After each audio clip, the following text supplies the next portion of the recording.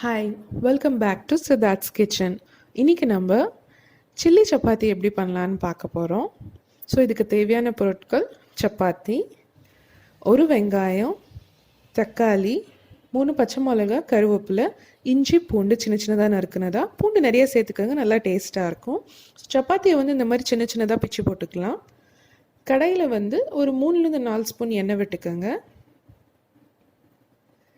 எண்ணெய் நல்லா சூடானோன்னு இதில் கருவேப்பிலை சேர்த்துக்கலாம்.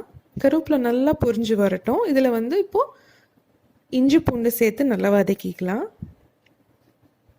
இது வதங்கினோடனே வெங்காயம் பச்சை மிளகாவும் சேர்த்து நல்லா வதக்கிக்கோங்க, பொன்னிறமாகிற வரைக்கும்.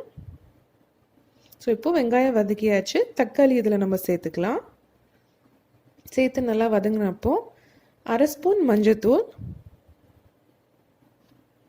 1/2 ஸ்பூன் கொத்தமல்லி தூள், 1/2 ஸ்பூன் மிளகாத்தூள், அப்புறம் மசாலா நான் 1/2 ஸ்பூன் சிக்கன் மசாலாவும் கரம் மசாலாவும் சேர்த்துக்கிறேன். உங்களுக்கு என்ன மசாலா பிடிக்குதோ அந்த மசாலா நீங்கள் சேர்த்துக்கோங்க. இதெல்லாம் போட்டுட்டு நல்லா கிளறி விட்டுக்கோங்க. மசாலா நல்லா வதங்கினோடனே நம்ம சப்பாத்தி இதில் சேர்த்துக்கலாம். சப்பாத்தி சேர்த்து நல்லா கிளறி விட்டுக்கோங்க, மசாலா எல்லா சைடுமே கோட் ஆகிற மாதிரி. கிளறினதுக்கப்புறம் இதுக்கு தேவையான உப்பு சேர்த்துக்கலாம். உப்பு சேர்த்து விட்டு ஒரு 1-2 நிமிஷம் வரைக்கும் நல்லா கிளறி விட்டுக்கோங்க. சப்பாத்தி நல்லா சூடாகட்டும். இப்போது கொத்தமல்லி எல்லாம் இதில் சேர்த்துட்டு நல்லா கிளறி விட்டுருங்க.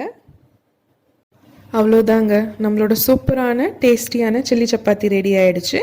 கண்டிப்பாக உங்கள் வீட்டில் நீங்கள் இதை ட்ரை பண்ணி பாருங்கள். எப்படி வந்திருக்குன்னு கமெண்ட் செக்ஷனில் மென்ஷன் பண்ணுங்கள். சப்ஸ்கிரைப் பண்ணுங்கள், லைக் பண்ணுங்கள், ஷேர் பண்ணுங்கள்.